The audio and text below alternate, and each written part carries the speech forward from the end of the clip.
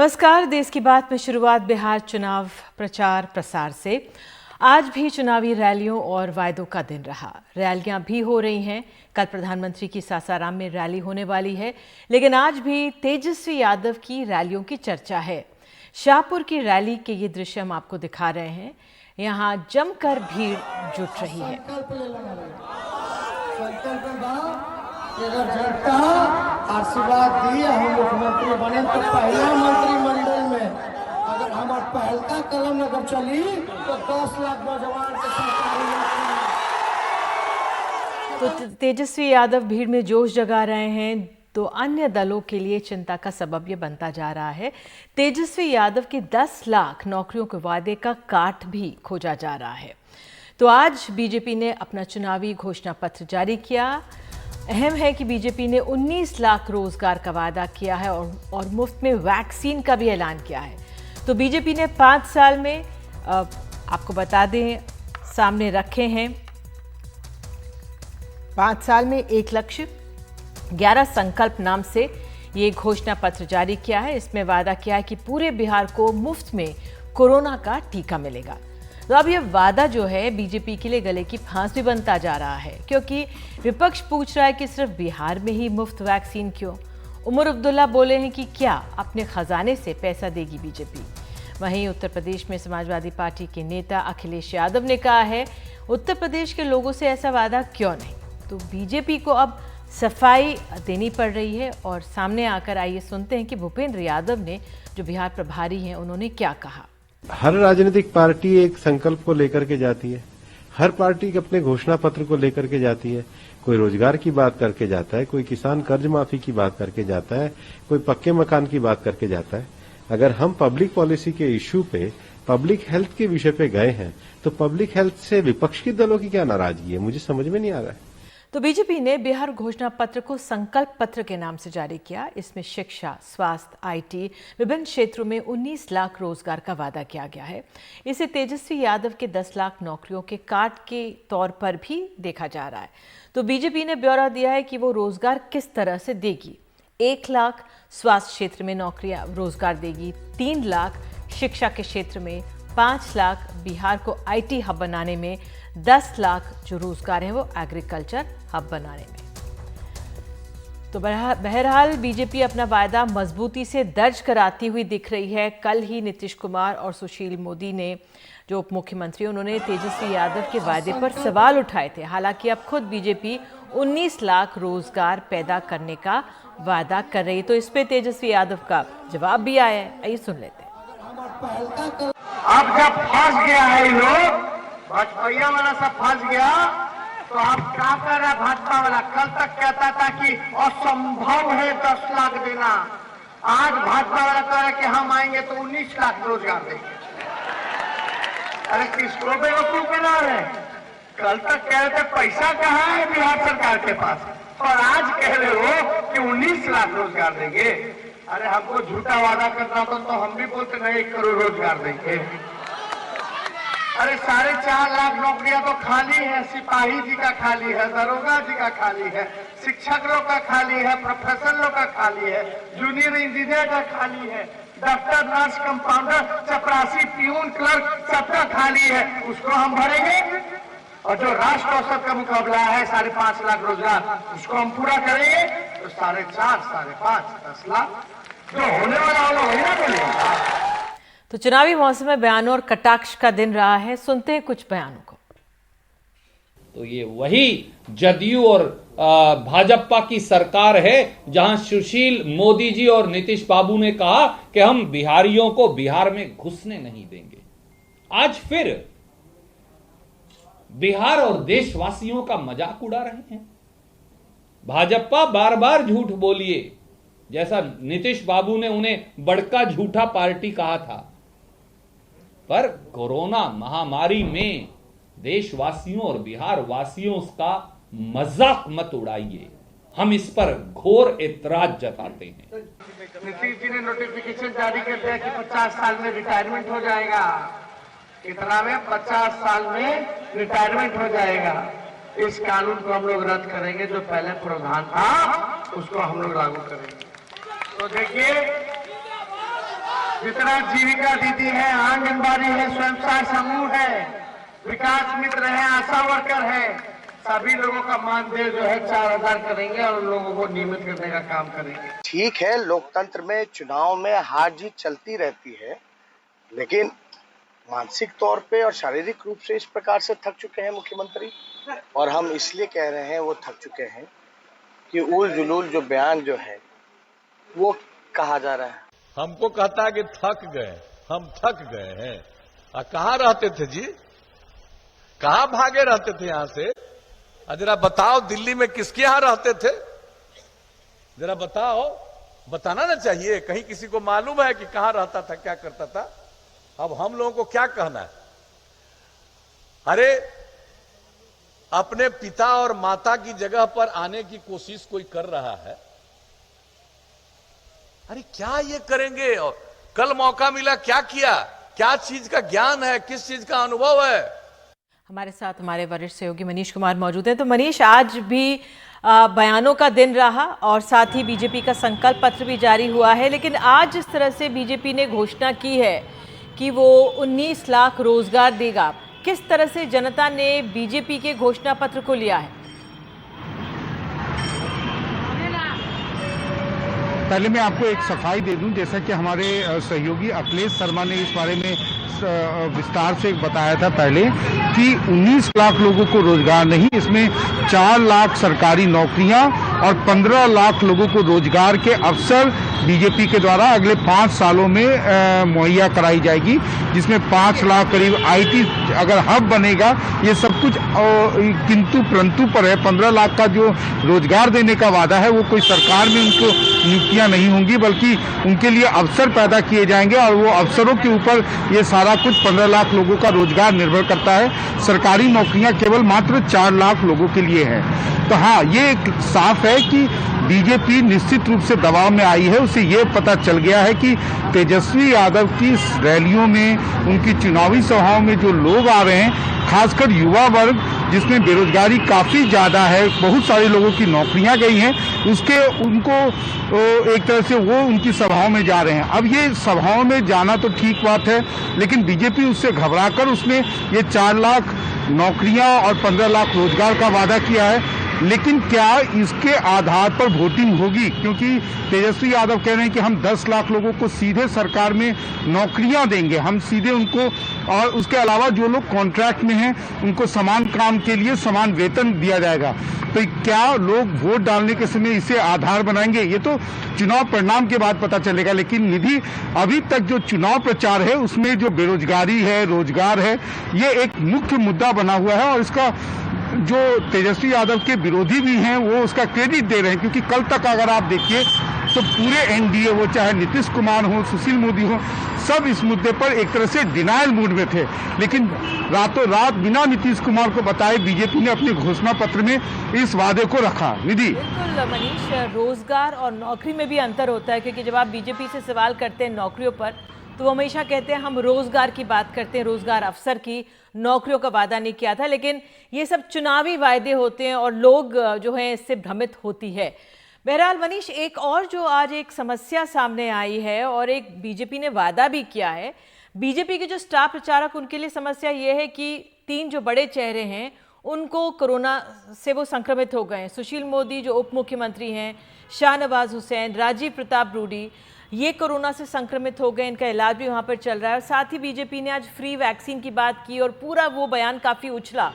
तो मैं आपसे पहले तो यही समझना चाहूँगी कि जो उपचार की व्यवस्था है, क्योंकि जिस तरह से भीड़ जुट रही है, चाहे तेजस्वी हो या जिस भी रैलियों में लोग जुट रहे हैं, मास्क नहीं पहन रहे, सोशल डिस्टेंसिंग नहीं हो रही है, चुनाव आयोग ने 100 लोगों की रैली में अनुमति दी है, तमाम नियमों की धज्जियाँ उड़ रही हैं। ऐसे में जो ये कोरोना फैल रहा है, क्या आंकलन, क्या वहाँ पे जो स्वास्थ्य सेवाओं की कितने मजबूत हैं? क्योंकि सुशील मोदी को मैं सुन रही थी, आप बता रहे थे कि वो वहाँ के एम्स में गए हैं और जो अस्पताल है वो इतने मजबूत नहीं है।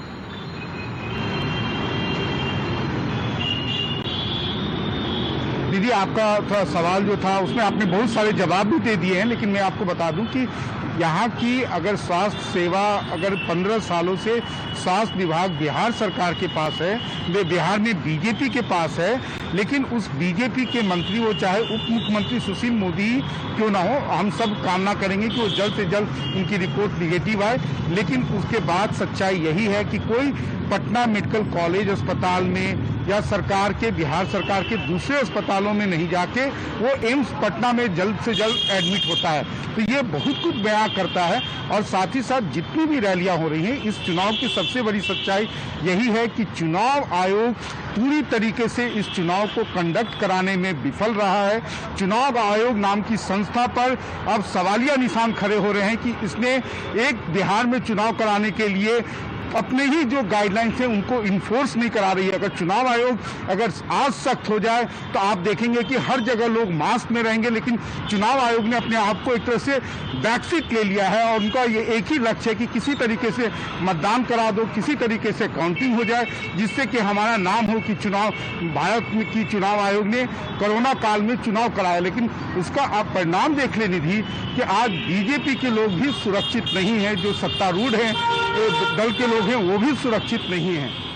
बिल्कुल मनीष, इस जानकारी के लिए बहुत बहुत धन्यवाद। और मनीष ने यह भी बताया था हमें किस तरह से प्रधानमंत्री की कल सासाराम में रैली है और जो मेडिकल टीम प्रधानमंत्री के जाने पर मौजूद होती है वो पटना से जाएगी, सासाराम में इसके साधन नहीं है। बहरहाल आगे बढ़ते हैं। बिहार की जो एक ज़मीनी स्थिति है आर्थिक तौर पर, अर्थव्यवस्था के तौर पर, हमारे सहयोगी ने एक रिपोर्ट भेजी है जमुई से।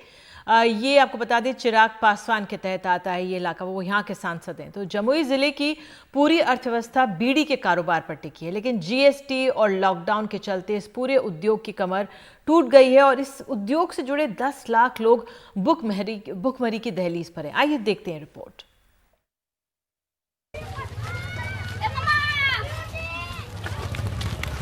जमुई से करीब 30 किलोमीटर दूर बिहार झारखंड बॉर्डर के गांव डेहरीडीह के हर घर में इस तरह की बीड़ी बन रही है।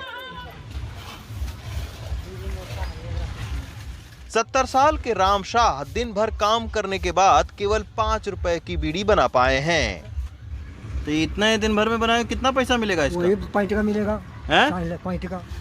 कितना? 5 टका। 5 टका? 5 रुपया होगा। दिन भर में आज 5 रुपए की भी बीड़ी केवल बनाया होगा। गांव में जब हम आगे बढ़े तो डमरू पासवान अपने पूरे परिवार के साथ बीड़ी बनाते मिले। 2 दिन लगते हैं 1000 बीड़ी बनाने में और इनको पैसा कितना मिलता है? 85 रुपए। यही वजह है कि सालों साल से लोग बीड़ी बनाने के काम में लगे हुए हैं, लेकिन इनकी आर्थिक दशा आज तक नहीं सुधरी है और ना ही सरकारों ने इन बीड़ी मजदूर और उससे जुड़े हुए परिवारों पर कभी ध्यान दिया। 11 लोगों के परिवार की रोजी रोटी मजदूरी और बीड़ी बनाने पर ही टिकी है। चाची ये बताइए, आपके हाथ वाथ उंगली भी आपकी टेढ़ी हो गई है, कितने सालों से आप बना रही हैं बीड़ी? 25 साल से। घर से कर्जा करके बाल बच्चा ढाल लगे, ढाले के पैसा नहीं मिले तो सरकार के की वोटा दिए, की करबे वोट देके?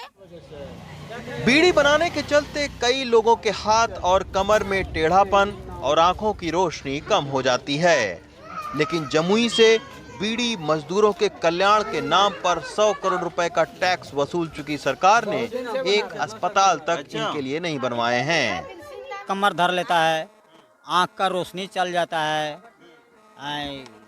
सर दर्द करने लगता है इसको बनाते बनाते। यही सब दिक्कत कहते हैं। यार क्या दिक्कत है?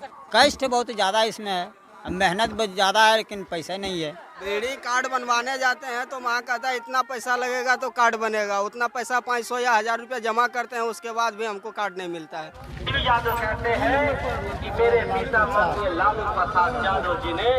खुद बिहार के पूर्व श्रम मंत्री इस मामले में नाकाम रहने के कारण गिना रहे हैं। इंटरव्यू में 210 रुपया करके हम इन लोगों के बीड़ी वालों को प्रत्येक 1000 पर बढ़ाए। अभी तो 85 रुपया सिर्फ है। मात्र देता है 85, वह बीच के लोग खाते हैं। जमुई की पूरी अर्थव्यवस्था बीड़ी उद्योग से चल रही है। इसी के चलते कम मजदूरी पर बात करने के लिए हम झाझा के बीड़ी फैक्ट्री के मालिकों के पास पहुंचे, लेकिन वो इसका कारण जीएसटी और नक्सलियों पर फोड़ते हैं। बीड़ी मजदूरों को स्वास्थ्य के लिए कुछ मदद होती है, बीड़ी मजदूरों को मतलब लोन वगैरह भी मिलती है, ये सब होता। उनका तो रजिस्ट्रेशन ही नहीं हो रहा है, कार्ड नहीं बन रहा है तो अरे कार्ड कम से कम 1.5 लाख बना हुआ है। नहीं बना हुआ ऐसा नहीं है। 1.5 लाख, लेकिन ऊपर से लेकर के नीचे तक वो पहुंचता ही नहीं है। बॉयलर कहिए। नक्सल प्रभावित और पथरीली जमीन के चलते जमुई पूरी तरह बीड़ी उद्योग पर निर्भर है। बीड़ी उद्योग अब धीरे धीरे सिमटने से रोजी रोजगार का संकट पैदा होने का डर है। जमुई से मुन्ना के साथ रवीश रंजन शुक्ला, एनडीटीवी इंडिया। और इस ब्रेक के बाद आपको मध्य प्रदेश ले चलेंगे और बताएंगे क्यों परेशान है शिवराज सिंह चौहान।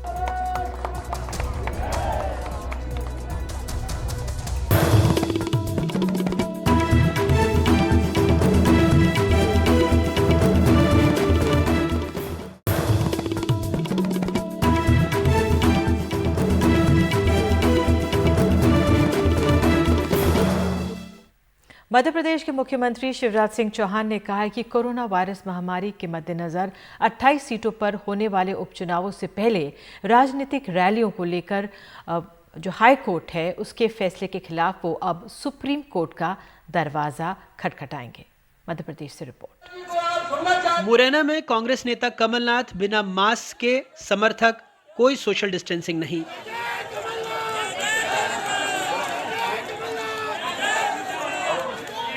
डिमनी निर्वाचन क्षेत्र में बीजेपी नेता ज्योतिरादित्य सिंधिया, कोविड प्रोटोकॉल का उल्लंघन करते उनके समर्थक।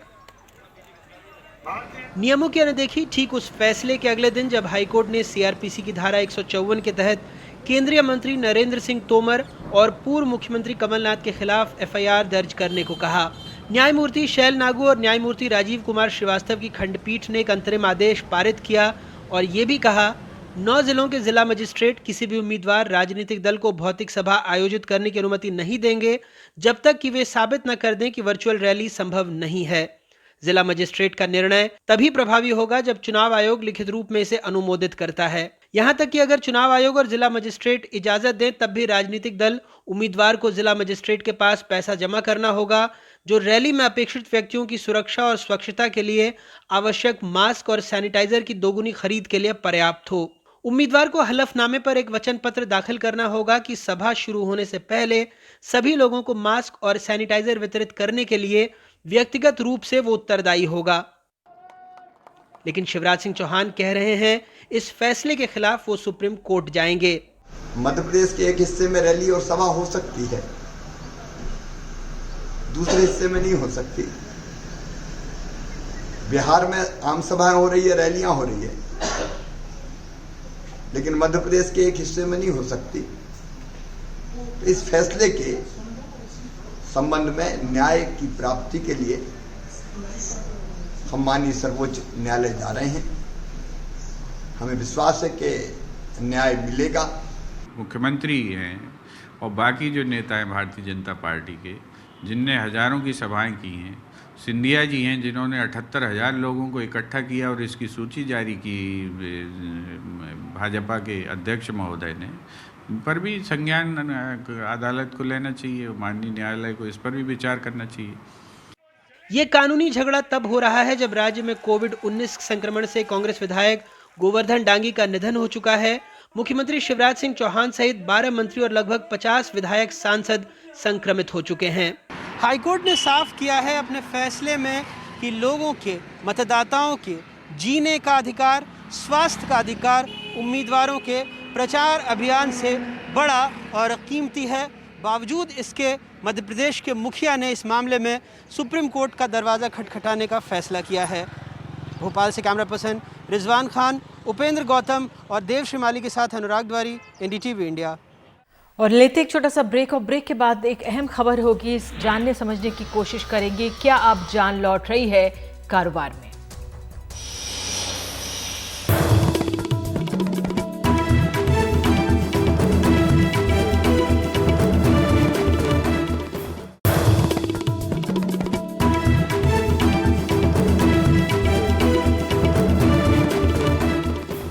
तो त्योहारों के मौसम में कारोबारियों को भी उम्मीद है कि उनके हिस्से की चमक लौटेगी। कोरोना के मामले भी एक तरह से संभल रहे हैं और बाजार में भी मांग बढ़ती नजर आ रही है।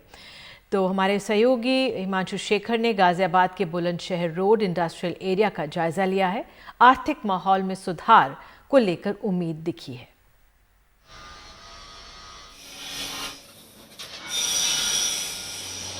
बुलंदशहर रोड इंडस्ट्रियल एरिया में संजीव सचदेव पिछले 3 दशकों से ज्यादा समय से ऑटोमेटिक सिस्टम्स का कारोबार कर रहे हैं। एनडीटीवी ने 29 मई 2020 को जब इनकी फैक्ट्री का दौरा किया था, उस वक्त वो बस 15% से 20% तक ही काम कर पा रहे थे। अब कहते हैं हालात सुधरे हैं और त्योहारों के सीजन में बिजनेस सेंटिमेंट और बेहतर होने की उम्मीद है। अभी हम करीबन 70% के करीबन पहुंच चुके हैं और इससे आगे भी बढ़ सकते हैं अगर हमारे पास कैश की लिक्विडेशन प्रॉब्लम ना हो। 35 से 40 आदमी है जो काम कर रहे हैं और एक ये भी बहुत बड़ा फैक्टर है कि जो पहले कोरोना का फियर था, हद से ज़्यादा हर आदमी डरा हुआ था, कंफ्यूज था, अब वो कंफ्यूजन भी धीरे धीरे ख़त्म हो गया है। इस कारखाने के ठीक सामने हमें एक फैक्ट्री मिली जो पिछले करीब 7 महीने से बंद पड़ी है। बुलंदशहर रोड इंडस्ट्रियल एरिया में आज भी कई ऐसी छोटी फैक्ट्रियां हैं जिन्हें नकदी के साथ साथ सप्लाई चेन टूटने और डिमांड के संकट से जूझना पड़ रहा है। मेरे पीछे जो फैक्ट्री है, यहाँ स्कूल बैग का निर्माण होता था, लेकिन स्कूल कोरोना संकट की वजह से बंद हैं, जिस वजह से बैग बनाने का काम इस फैक्ट्री में ठप पड़ा हुआ है। मतलब डिमांड बैग की नहीं है क्योंकि स्कूल बंद है, काम है ही नहीं। स्कूल बंद है तो बैग का कोई डिमांड नहीं। जरा सा भी काम नहीं है इस टाइम पे, तो कुछ भी नहीं और महंगाई दुनिया भर की है। जमशेद से बात करते करते हमें कई मजदूर मिलते हैं जो कोरोना संकट से पहले एक दिन में 600 से 650 रुपए तक कमा लेते थे। अब 250 रुपए पर भी काम करने को तैयार हैं, फिर भी रोज काम नहीं मिल पा रहा है।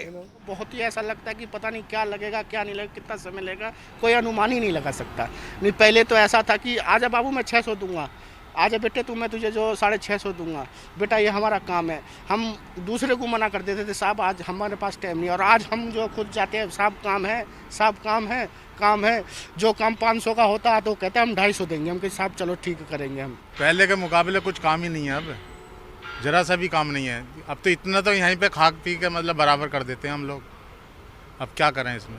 मतलब जितना खर्च आपका कमाई होती है उतना खर्चा में निकल जाता है, यहीं पे खर्चा हो जाता है, जितना आप घर पे क्या भेजें। हालात सुधरने में अभी समय लगेगा, तब तक कुछ मार तो इन्हें झेलनी ही पड़ रही है। मई के पहले हफ्ते में जब पहली बार बुलंदशहर रोड इंडस्ट्रियल एरिया में लॉकडाउन को हटाया गया, उसके बाद पिछले 5.5 महीने में इस इलाके की फैक्ट्रियों में कामकाज में सुधार जरूर हुआ है और अब ये उम्मीद है कि त्योहारों के इस सीजन में बाजार में डिमांड और सुधरेगा और यहाँ भी हालात बेहतर होंगे। हालांकि ज़मीन पर यहाँ की सैकड़ों फैक्ट्रियों को नकदी की समस्या और सप्लाई चेन की डिसरप्शन से जूझना पड़ रहा है। बुलंदशहर रोड इंडस्ट्रियल एरिया से एन रवि के साथ हिमांशु शेखर, एनडीटीवी इंडिया। लेते एक छोटा सा ब्रेक ले चलेंगे आपको। ब्रेक के बाद पश्चिम बंगाल, वहाँ पे दुर्गा पूजा की रौनक दिखाएंगे।